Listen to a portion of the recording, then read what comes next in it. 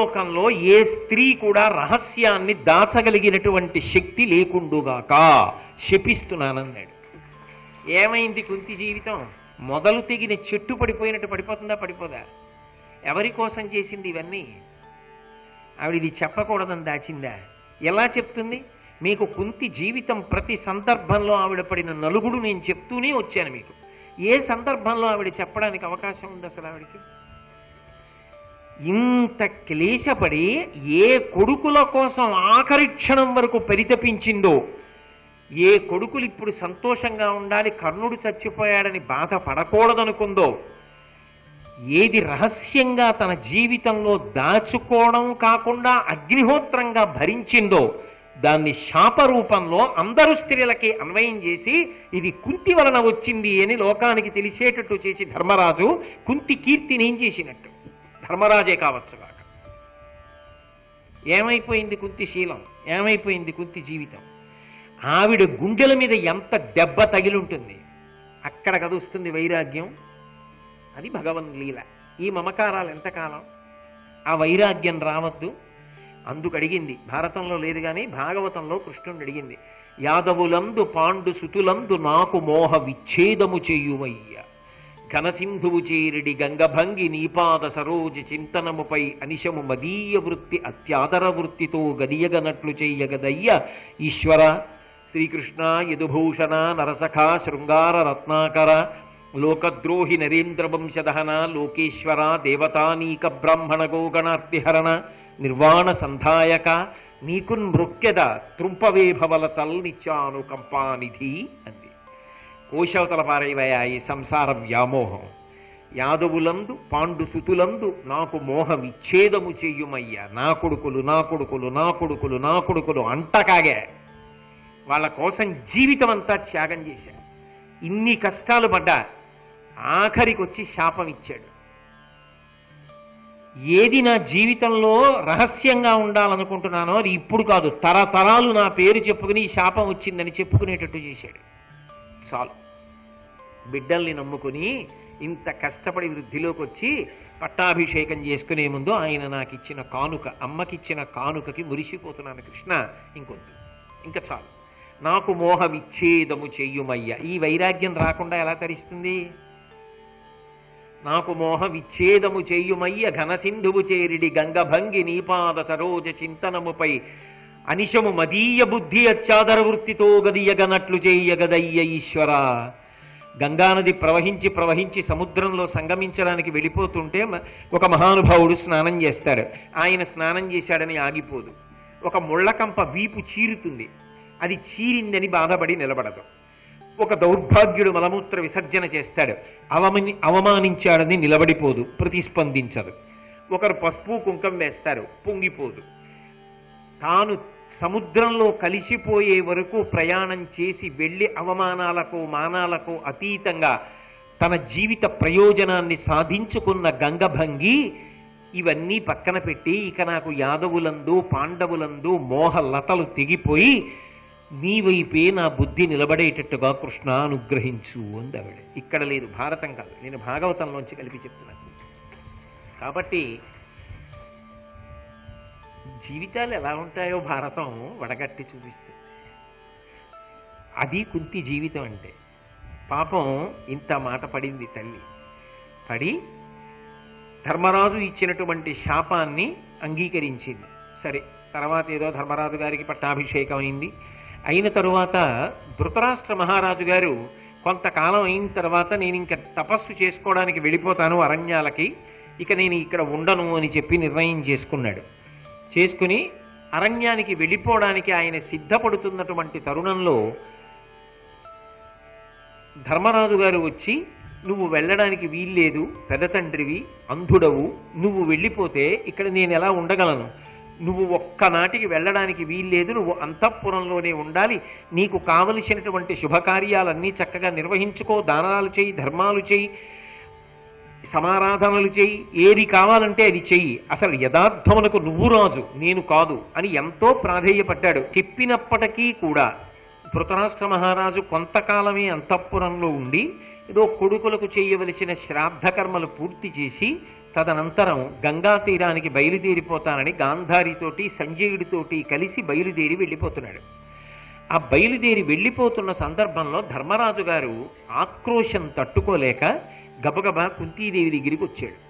వచ్చి, అమ్మా, నీ కోడళ్ళని నువ్వు క్షేమంగా చూసుకో, ఇంటి పట్టున వ్యవహారాలన్నింటినీ చక్కగా నిర్వర్తించు. పెద్దనాన్న మహానుభావుడు, అంధుడు, తపస్సు చేసుకోవడానికి అరణ్యానికి వెళ్ళిపోతున్నాడు. ఆయన యొక్క యోగక్షేమములను అరణ్యములో ఎవరు చూస్తారు? అందుకనమ్మా నేను అరణ్యానికి పెద్దనాన్నగారితో వెళ్ళిపోతున్నాను. నువ్వు నీ కోడళ్ళను తీసుకుని వెనక్కి తిరిగి అంతఃపురానికి వెళ్ళిపో అన్నాడు. ఇక్కడి వరకు కుంతీదేవి ఏమీ మాట్లాడలేదు. ఆవిడ అప్పటి వరకు ఎప్పుడూ నేను అరణ్యానికి వెడతానన్న ప్రస్తావన ఆవిడ తేలేదు. నేను తపస్సు చేసుకోవడానికి వెడతానన్న ప్రసక్తి తేలా. కానీ అకస్మాత్తు నిర్ణయం అంటారే, నిర్ణయం చేయడం వేరు, సమర్థించుకోవడం వేరు, అనుష్ఠించడం వేరు. అవంత తేలిక. ఇలా చేసి అలా మార్చుకోవడం చాలా తేలిక. కానీ ఆమె వెంటనే ఒక మాట అంది. ఆ కుంతీదేవి ధర్మరాజుతో మాట్లాడుతూ, అనుటయు గొంతి అక్కురుకులాగ్రణికిట్లను నీవు తొడగా ననమునకేగు చెందుట జనస్తవనీయ చరిత్రుడి విభుండనుమతి చేయునే. అడుగుమా పని యుడుగుమా పని ఈ యమ అత్తనాకు ఈ మనుజ విభుండు మామ గరిమంబుగ వీరల గొల్చిపోయెదన్. ధర్మరాజా, నువ్వు ఆయనతో వెడతానంటున్నావు కదా సేవ చేయడానికి. నువ్వు సేవ చెయ్యడానికి, ఆయనతో వెళ్ళడానికి ఆయన నిన్ను అనుమతించాలి కదా. ఆయన నిన్ను అనుమతించడానికి నువ్వేమైనా ఖాళీగా అంతఃపురంలో కూర్చున్న ఒక కొడుకువా? ఇప్పుడు రాజ్య పరిపాలన చేస్తున్నవాడివి, సింహాసనం మీద ఉన్నవాడివి, పట్టాభిషేకం చేసుకున్నవాడివి, జనుల యొక్క యోగక్షేమాన్ని చూస్తూ లోకంలో ధర్మాన్ని నిలబెట్టవలసినటువంటి వాడివి. అటువంటి వాడివి తండ్రి సేవ చేయడానికి వెళ్ళిపోతానంటున్నావే ధృతరాష్ట్ర మహారాజుతోటి. అనుటయు గొంతి అక్కురకులాగ్రణికిట్లను నీవు తోడగాననమునకేగు చెందుట జనస్తవనీయ చరిత్రుడి విభుండు అనుమతి చేయునే. ధృతరాష్ట్రుడు అంగీకరిస్తాడా నువ్వు వచ్చేస్తానంటే? ఆయన అనుమతిస్తే కదా నువ్వు వెళ్ళడం. నువ్వెలా వెడతావు? నువ్వు వెళ్ళడం కుదరదు. అది ఆయన అంగీకరించడు వెళ్ళడానికి. ఎవరు వెళ్ళాలో తెలుసా? యుడుగు మా పని, అక్కడతో ఆగు, అలా వెళ్ళడం నా పని, నేను వెళ్ళిపోతాను. అయ్యమ ఎత్త నాకు, ఆ గాంధారి నాకు అత్తగారితో సమానం. ఎందుకంటే బావగారి భార్య కదూ, నాకు అత్తగారు ఎలాగో అలా సేవిస్తాను. ఆయన నాకు బావగారు కదూ, మామగారిని ఎలా సేవించాలో అలా సేవిస్తాను. ఒక మరదలుగా కాదు, ఒక కోడలుగా ప్రవర్తిస్తాను. తమ్ముడు కొడుకు ఒక్కలాంటి వాళ్లేగా. అందుకని నేను కోడల్నై వాళ్ళని అత్తమామల్ని సేవించినట్టు సేవిస్తాను. అయ్యమ ఎత్త నాకు. ఏమి ధర్మాత్మురాలండి మహాతల్లి. ఈ మనుజ విభుండు మామ, ఈ ధృతరాష్ట్ర మహారాజు ఉన్నాడే, ఈయన నాకు మామగారు, బావగారు కాదు. ఒక మామగారిని కోడలు ఎంత ప్రేమగా చూస్తుందో అంత ప్రేమగా చూస్తా. ఈ గాంధారీదేవిని ఒక అత్తగారిని కోడలు ఎంత ప్రేమగా చూడాలో అంత ప్రేమగా చూస్తా. గరిమంబుగ వీరల బొల్చిపోయేదన్. నేను వీళ్ళని అనుగమించి వీళ్ళకి సేవ చేస్తూ అరణ్యంలో ఉంటాను. కాబట్టి నువ్వు నాతో రావక్కర్లేదు, నువ్వు వెళ్ళక్కర్లేదు, నేను మాత్రమే చెయ్యగలను. ఎందుకంది ఈ మాట? ఎందుకు తీసుకున్న అకస్మాత్తుగా నిర్ణయం అంటే, ఆమె అంతఃపురంలో తిరుగుతుంటే ధర్మరాజు గారన్న మాటలు జ్ఞాపకానికి వస్తాయి ఆవిడికి. కొంగున మూటగట్టి నిప్పు దాచావే, గొప్ప రాచకార్యం చేశావే అన్నాడు, శపించాడు. ఈ మాట ఆవిడ్ని ములుకులా పొడుస్తూ ఉంటుంది. కానీ ఆమెకి పుత్ర మమకారం పోలేదు. తల్లి కదండి, ఎలా పోతుంది? ఇప్పుడు ఆమె అంతఃపురంలోనే మనసుని సరిపుచ్చుకుని ఉండిపోయింది అనుకోండి. ఆ సమయంలో కర్ణుడి మీద అంత ప్రేమ చూపించాడు, ఇంకంతకన్నా కావలసిందే ఉంది, ఆ ప్రేమలో ఏదో శాపం ఇచ్చాడు అనుకుని మనసు సరిపెట్టుకుని ఉంది. ఆయనే అలా అస్తమానం తోలనాడేవాడు కాడు. ధృతరాష్ట్రుడిని తోలనాడలేదు, ఇంక తల్లి కుత్తిని తోలనాడతాడా? చక్కగా అంతఃపురంలో ఉండొచ్చు, సేవలు అందుకోవచ్చు, దాన ధర్మాదులు చేయవచ్చు. కానీ అంధురాలు గాంధారి, వృద్ధుడు ధృతరాష్ట్రుడు. మీరు అంతకుముందు విన్నారుగా వ్యాసుడి గురించి చెప్పినప్పుడు 10,000 ఏనుగుల బలమున్నవాడు గాంధారి చేయి పట్టుకుని తప్ప నిలబడలేక కూలబడిపోయాడు, అంత బలహీనుడైపోయాడు. ఇప్పుడు ఈయన్ని తీసుకుని ఆవిడ అరణ్యంలో ఆశ్రమాలకి వెళ్ళిపోయింది అనుకోండి. ఆయన సేవలు చేస్తూ ఉంటుంది. ఆయనకి ఏవో అవసరాలు వస్తాయి కదా, ఆయన అవసరాలు తీర్చాలి. ఎవరు తీర్చాలి? గాంధారి తీర్చాలి. ఆమె కళ్ళున్నది, కానీ పాతివ్రత్యము కొరకు ఆయన చూడని ప్రకృతిని నేను చూడనని శపథం చేసి గంతలు కట్టుకుంది. అందుకని ఆవిడ ఏమీ చూడలేదు. ఒక చూడలేని ఆయనకి ఒక చూడలేని ఆవిడ ఏ ఉపచారాలు చేయగలుగుతుంది? అంత బాగా చెయ్యడం సాధ్యం అవుతుందా? అప్పుడు ఎవరక్కడికి రావాలి? కొడుకు అక్కడికి రావాలి. ఒక కొడుక, 100 కొడుకులు. 100 కొడుకుల్లో తప్పు చేసిన వాడు దుర్యోధనుడు అయ్యి ఉండొచ్చు, దుశ్శాసనుడు అయ్యి ఉండొచ్చు. చంపేసేటప్పుడు ఇంత ప్రేమ చూపిస్తున్న ధర్మరాజు గారు కానీ, భీముడు కానీ, అర్జునుడు కానీ, నకులుడు కానీ, సహదేవుడు కానీ పెదనాన్న కోసం ఒక్కడిని వదిలేద్దామని వదిలేస్తే వాడు సింహాసనాలు తీసేస్తాడా? మళ్ళీ యుద్ధం చేయగలడా? ఒక్కడిని వదలలేదే, 100 చంపేశారే. కుంతీదేవి మాత్రం హాయిగా 5 సంతోషంగా అంతఃపురంలో గడుపుతోందే. 100 కన్న నేను అంత్యకాలంలో నా భర్తకి సేవ చేయడానికి ఒక్క కొడుకు మిగలకుండా అయిపోయానే. పెద్ద ఆయన అంత బాధపడుతున్నాడే, ఒక్క కొడుకు లేడే. ఇదంతా చేసింది పాండవులు కారు. నేనింత బాధపడుతున్నా 100 మందిని కన్న తల్లిని, 5 కన్న తల్లి 5 సంతోషంగా ఉంది అన్న ఆలోచన రాగానే శపిస్తుంది ఖచ్చితంగా. అక్కడ కూర్చుని శపిస్తుంది. గాంధారంత శక్తివంతురాలు, కృష్ణుణ్ణే శపించింది. ధర్మరాజు గారి లెక్క ఆవిడికి శాపం ఇచ్చింది అనుకోండి, ఏమైపోతాడు ధర్మరాజు? ఏమైపోతుంది ఆ వంశం? అక్కడ ఉంటుందా ఇంకా? అందుకే తానిక్కడ ఉండి సుఖపడడం కన్నా తన బిడ్డల సుఖం కోసం తాను వెళ్ళిపోవడానికి నిశ్చయించు. అది కుంతీదేవి జీవితం. కుపుత్రోజాయి తత్కచితపి కుమాతాన భవతి అంటారు శంకరాచార్యులు వారు. అమ్మని కొడుకు తొందరపడి అనగలడేమో, అమ్మ అలా అనలేదు. ఎందుకనంటే వాడి మనసు చిన్నబుచ్చుకుంటుందేమో, బాధపడతాడేమో, ఏమైనా అనుకుంటాడేమో, ఎక్కువ క్లేశపడిపోతాడేమో. అందుకని కఠినంగా కూడా మాట్లాడలేదు. ఇంకా తండ్రి అనగలడేమో, తల్లి మాత్రం అలా అనలేదు. సరిపుచ్చుకొని పవిట కొంగు చాటున కన్నీళ్లు ఒత్తుకుని కొడుకు ఎక్కడ బాధపడిపోతాడో అని తక్కువ మాత్రమే మాట్లాడుతుంది తప్ప తీవ్రంగా మాట్లాడదు. అది అమ్మతనం. అందుకే అక్కడ లేని కష్టాన్ని తాను నెత్తికి ఎత్తుకుంది.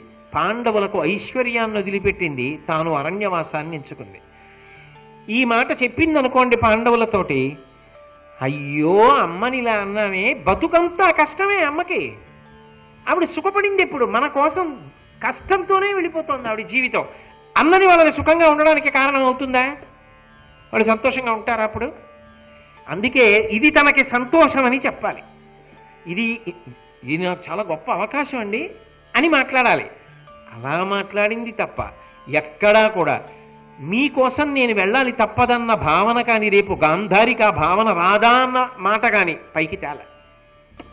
ఏమి కుంతీదేవి, ఏమి తల్లులండి! ఏ ఇంట ఏ తల్లైనా కుంతీదేవి. ఆ ప్రేమ అంతే. భారతం బాగా చదువుకుంటే, కుంతీదేవి గురించి బాగా వింటే, ఇంటికి వెళ్ళిన తర్వాత అమ్మ ఉన్నవాడు ఎవరైనా ఉంటే ప్రదక్షిణం చేసి నమస్కారం చేయకుండా ఉండగలడా? అమ్మ అమ్మే. వీళ్ళు అడవికి వెళ్ళిపోతే వీరల అడవి కరుగగా ఇంటనుండంగనా మనమియ్యకొనునే. బావగారు గాంధారి అరణ్యవాసానికి వెళ్ళిపోతే నేను ఉండగలనా ఇంట్లో? ఇది బాహ్యం. నిజంగా ఆవిడ ప్రేమైకమూర్తి. ఆంతరం, అమ్మ బాబోయ్ ఏ క్షణంలో ఏం శాపం ఇస్తుందో, నా పిల్లలు ఇలా సంతోషంగా ఉంటారా, ఇలా అన్నం తింటారా, ఇలా రాజ్యం ఏలుతారా అని బెంగే. అంతకన్నా నేను అక్కడికి వెళ్ళిపోతే మీరు క్షేమంగా ఉంటారని నేను బతికేస్తా కష్టపడినా, అందుకని వెళ్ళిపోతా, నేనే అరణ్యవాసానికి వెళ్ళిపోతా. ఇది లోపలి హృదయం. ఇది అమ్మ యొక్క తిరుగులేనటువంటి ప్రేమ. అలా అని వీరలయడ కొడుకా అపచారంబులు పలుకుదునే విచారము విడుము ఏ నేరూపంబున నిరువన గారవమున ఇది వ్రతంబుగా గైకొంటిన్. నేను వీళ్ల పట్ల ఏమైనా అపచారం చేస్తానని నువ్వు అనుకుంటున్నావా? నాకెందుకు వచ్చిన గొడవ? ఎక్కడో రాచమాతని హాయిగా అంతఃపురంలో ఉండవలసిన దాన్ని వీళ్ళేమో అరణ్యవాసానికి బయలుదేరారు. హాయిగా అంతఃపురంలో కూర్చుంటే సరిపోతుంది కదా, నేను ఉందును తగుదునమ్మా అని వీళ్ళు బయలుదేరారు. ఇద్దరునేమో గుడ్డేళ్లు. అందుకని నేను వీళ్ళ వెంట బయలుదేరాల్సి వచ్చిందని మనసులో ఏదైనా క్లేశం పెట్టుకుని ఎప్పుడైనా నేను చెయ్యవలసిన ఉపచారము నందు వైకల్ప్యమును పొంది అపచారము చేస్తానని అనుకుంటున్నావా? అలా చెయ్యను సుమా. నా గురించి అలా అనుకోకు. ఎక్కడ చొరక? నేను ఒకలా ఉంటే నువ్వు ఒకలా అనుకోవడం నీకు అలవాటు. శాపం ఇచ్చాడుగా, అలా అనుకోకు నాయన. నేనేం ఉపచారాలు తక్కువ చేస్తాను అనుకోకు. లేకపోతే మళ్ళీ ఎప్పుడో ఏదో ఆ నిప్పు అక్కడ కట్టావు, ఈ నిప్పు ఇక్కడ కట్టావు అంటావేమో. అలా ఏం చెయ్యను, ఉపచారములే చేస్తాను. ఎక్కడ నుంచి ఎక్కడికి పెట్టి మాట్లాడుతుందో కొంత ఎలా అయినా వస్తుంది ఆ పద్యం. ఆక్రోశం ఉండదండి తల్లికి, లేకుండా ఎలా ఉంటుంది? కాబట్టి నేను వెళ్ళి వాళ్ళకి ఉపచారాలే చేస్తాను. నా వలన అపచారం జరగదు నాయన, నువ్వేం బెంగ పెట్టుకోక్కర్లేదు. మీ పెదనాన్నకి సేవలు సరిగ్గా జరగవు నేను ఎడితే అనుకుంటున్నావేమో, చాలా బాగా చేస్తాను. నిజంగా ధర్మరాజు గారు ఎంత గొప్పవాడైనా తల ఇలా ఎత్తుకుని ఉండగలనండి. అది కుంతీదేవి యొక్క వాక్చాతుర్యం అంటే, అది ఆవిడ మాట తీరంటే. అయినా ఆవిడ పిచ్చి ప్రేమ అంతే, ఆవిడ ధర్మం అంతే. ఆవిడ అయిన ధర్మాన్ని దాటదు. ఏదో మాట్లాడడం వచ్చు కదా అని కైకమ్మలా మాట్లాడదు, కైకమ్మలా ప్రవర్తించదు రామాయణంలో లాగా. కాబట్టి అని నీవేమియు అనకుము సహదేవుని ఏమరక ఉరయు దినకరసుతునిన్ భావమున తలుపుము ఏనా దేవసమని పుట్టు వడచితిం కపటమునన్. ఓ ధర్మరాజా, సహదేవుణ్ణి ఏమనకే. సాధారణంగా ఎక్కడికైనా వెళ్ళేటప్పుడు చిన్నపిల్లలు ఉంటారు, అల్లరి చేస్తారు. వాడు కొంచెం అల్లరి చేస్తాడు, వాడిని గబుక్కుని తిట్టకండే అని అప్పచెప్తుంది అమ్మ. ఆఖరివాడు తన కడుపున పుట్టాడా? తన కడుపున పుట్టిన ఆఖరివాడెవరు? నిజానికి అర్జునుడు. ఆవిడ అర్జునుడిని అప్పచెప్పట్లేదు, సహదేవుణ్ణి అప్పచెప్తోంది. ఇది ఆమె యొక్క వాత్సల్యం. ఆమెకి సవతి బిడ్డ తన బిడ్డ అన్న భావన లేదు. అందుకని సహదేవుడు చిన్నవాడు, ప్రేమగా చూసుకోనన్న ధర్మరాజా ఏమనకే. ఏ మరక అరయు, చాలా జాగ్రత్తగా చూసుకోను ఉస్మా. దినకరసుతునిన్, ఆ సూర్య భగవానుడి యొక్క కుమారుడు కర్ణుడున్నాడే, వాడు దేవసముడు, భగవంతుడితో సమానమయ్యా, దేవుడితో సమానం. వెళ్ళిపోయిన వాడంతేగా. సూర్యుడి కొడుకు సూర్యుడు కాకపోతే ఏమవుతాడు? ఆత్మావై పుత్రనామాసి. కాబట్టి సూర్యసముడు, కాబట్టి నాకు దేవుళ్ళంటి వాడయ్యావాడు. ఎందుకు నాకు దేవుళ్ళంటి వాడు? మీరైతే అన్నీ చేయించు శాపాలు ఇచ్చారు, వాడు నా చేత శాపాలు పొంది శరీరం వదిలేశాడు. అమ్మ కోసం ప్రీతిగా కౌగిలించుకుని వెళ్ళిపోయాడు. వాడు దేవుడు. ఎలా అయినా పెడుతుంది పద్యం. కాబట్టి వాడు నాకు దేవుడు అన్నట్లు ఒక మాట చెప్పాలి. ధర్మరాజా, దేవసమని పుట్టు వడచితిన్, ఆ కర్ణుడి పుట్టుక దాచాను.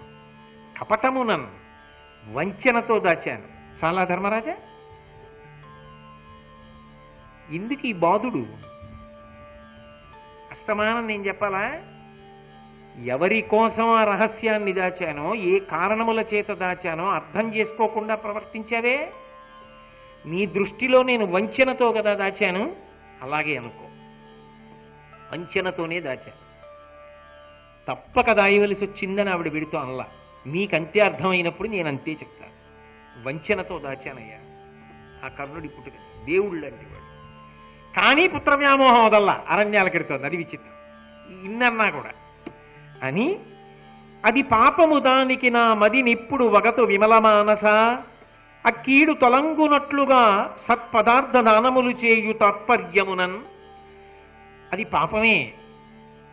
కన్యాగర్భం దాచడం, వాడు చనిపోవడం, ఇదంతా పెద్ద పాపం. వాడు ఎన్ని మాటలు బాధపడ్డాడో. ఒక్క ఉపకారం చెయ్యి, నా పాపం పోవడానికి నువ్వు దానాలు చెయ్యి. ఎన్ని రకాలుగానైనా తీసుకోండి ఆ పద్యాన్ని. నువ్వు దానాలు చేయి ధర్మరాజా. రాజువి, కొడుకు ఉన్న వాళ్ళలో పెద్ద కొడుకు కదూ, అందుకని అమ్మ తప్పులు పరిష్కారానికి నువ్వు దానాలు చేసి కాపాడు. నువ్వు దానాలు చెయ్యి అని ఒక మాట అంది. అవ్విధమున కర్ణుడు ఆరడిబోయిన నాదు మనసంబు పోదు నూరు పరియలై తలంప పలు రాత చేసిన వారు గాగవలయు వంశవర్య. అంత గొప్పవాడే కర్ణుడు, అమ్మ మీద కూడా అంత ప్రేమ ఉన్నవాడే. ఒక్కసారి చెప్పా, నాన్న నువ్వు నా కొడుకురా అన్నాను. అమ్మా నువ్వు ఎందుకు వచ్చావో అర్థమైందమ్మా, నలుగురి జోలికి వెళ్ళనమ్మా. అర్జునుడి చేతిలో నేను, నా చేతిలో అర్జునుడు, 5గురు మాత్రం నీకుంటామమ్మా అన్నాడు. అన్నమాట ప్రకారం పోయాడరా, మిమ్మల్ని వదిలిపెట్టాడు. అలాంటి కొడుకుని కన్నాను. వాడు పోయాడన్నాక నా గుండె బద్దలైపోవాలి కదా, బద్దలవలేదురా, బతికే ఉన్నాను. ఎన్ని రాళ్లతో చేశారో నా గుండెని, వంశవర్య, వంశంలో గొప్పవాడమైన ధర్మరాజా. ఆవిడ ఆక్రోశం ఏ స్థాయిలో ఉందో, ఎంత బాధతో ఉందో అర్థమవుతుంది. అది కుంతీదేవి జీవితం అంటే. మహాతల్లి నిజంగా.